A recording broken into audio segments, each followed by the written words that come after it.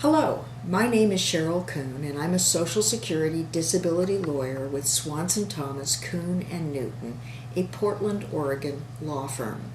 I've been practicing law for 38 years, and I'd like to talk to you today about Social Security disability.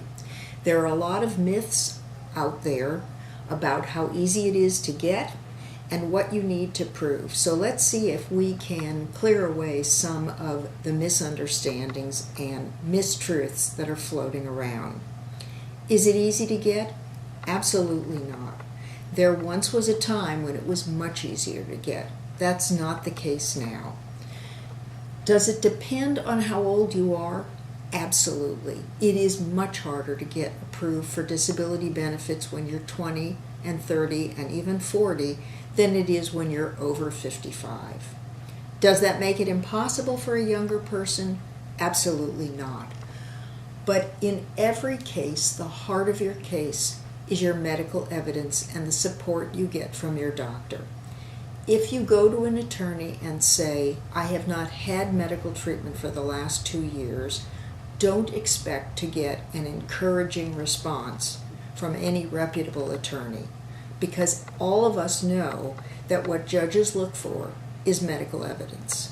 So if you are suffering from an illness that makes it impossible for you to work full-time, which is the key part of the Social Security disability rules, understand from the beginning that you need to be seeking medical treatment to make you better.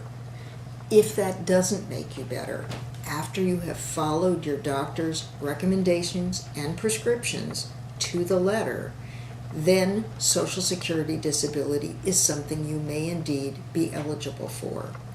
Now, there are multiple steps in the process, and I lay them out in this brochure, which I'd be happy to send you. But the key thing to know is don't drop your case. You will undoubtedly be denied at the early stages. That is not a reason to file a new application.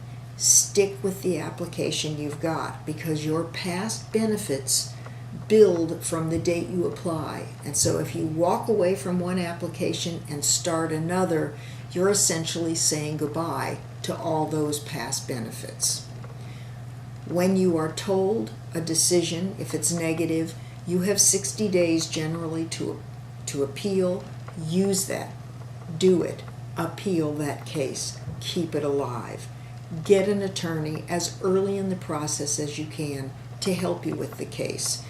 You wouldn't diagnose your own brain cancer or treat it, and you shouldn't be trying to represent yourself in a case that has many, many pitfalls for those who don't know this area of law and don't know how to cross-examine expert witnesses. Now, as you go along in the process, continue seeing your doctor. Make sure that the problems you're having are being documented, if possible in your chart notes, or at least in a journal you keep that records how you're doing on a day-by-day basis. It doesn't need to be very detailed, just enough so that a judge or a decision maker can understand how you would end up not being able to show up reliably at a full-time job.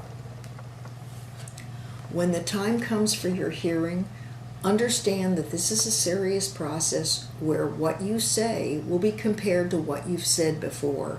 So always fill out the reports the Social Security requests very carefully and thoughtfully, and with plenty of detail that demonstrates why you're not able to work full-time. Best of luck to you.